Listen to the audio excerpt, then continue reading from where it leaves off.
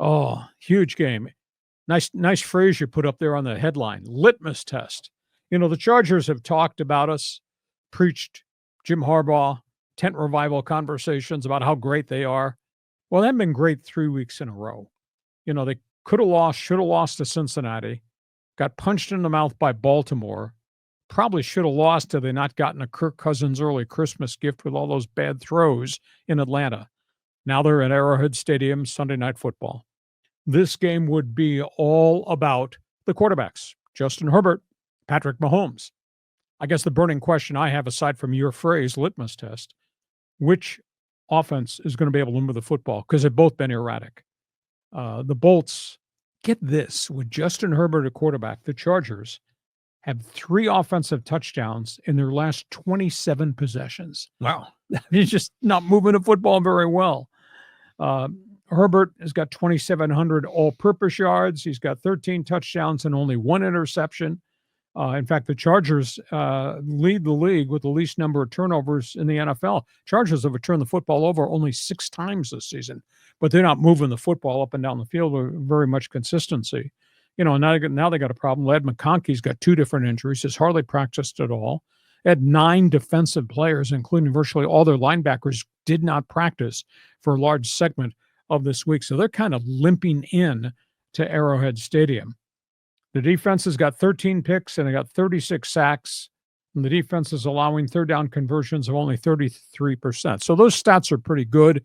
But the last 3 weeks, they've given up third downs, they've given up yards, they've given up touchdowns. So I just don't know if the Chargers are a complete football team. This is going to be a challenge for Justin Herbert. As for Kansas City, Mahomes, he's got 19 touchdowns. He's got 11 interceptions this season. The big plays of the offense during the Tyreek Hill era are now gone. Big problem, they've had injuries, obviously, losing 2 wide receivers and then losing Isaac Pacheco. But it's more than that. They got huge problems at left tackle and right tackle. Those guys are like turnstiles at Grand Central Station letting people through. That's why Mahomes has been sacked 36 times. That's why his stats are down. That's why he's only thrown 19 touchdown passes this season. Travis Kelce, 73 catches on a season. I'm still waiting for Kansas City to get DeAndre Hopkins and Xavier Worthy really into the pass package, because it's been more tight ends and it's been down the field to the wide receiver guys. They do get Pacheco back. He might even be the starting running back this weekend. Matt Araiza, what a rookie season. It's been very quiet. He's averaging 49 yards per kick. They put people on the long field, and they make you go the distance against a defense that's only given up 311 yards per game. The defense has got 24 sacks. As I said, they've allowed just 311 yards per game. So this is going to be, if Araiza can put Herbert on the long field all Sunday, it's going to be a challenge for the Chargers, who are a little bit deficient in terms of healthy talent now on the offensive side of the football to go down the field.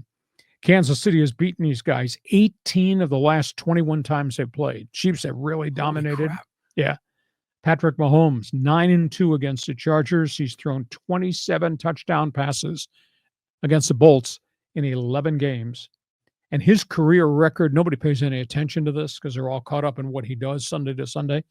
Patrick Mahomes' career record is 100 wins and 26 losses. That's pretty impressive. Wow. Yeah. And Andy Reid's career record in Kansas City, where he's got 3 rings already, 155 wins and 59 losses. And Herbert is only 2-6 against Kansas City. So I think it's going to be really hard for the Chargers, because I haven't seen in the last 3 weeks. And we talked about this early in the season when Jim Harbaugh was lecturing me and you and everybody else in the media about the greatness. I say, I haven't played anybody. Well, they almost lost to Burrow. They did lose to Baltimore. Should have lost to Kirk Cousins in Atlanta, and now they get Kansas City. So I think it's going to be really hard. And I still think the Chiefs, their best football is still ahead of them, and now they're getting the injured guys back. Now they're saying Marquise Brown, Hollywood Brown's going to be ready to play when the postseason starts, and they just got Pacheco back. So if they can solve that left tackle, right tackle thing, because that's a real problem. I think they're really different.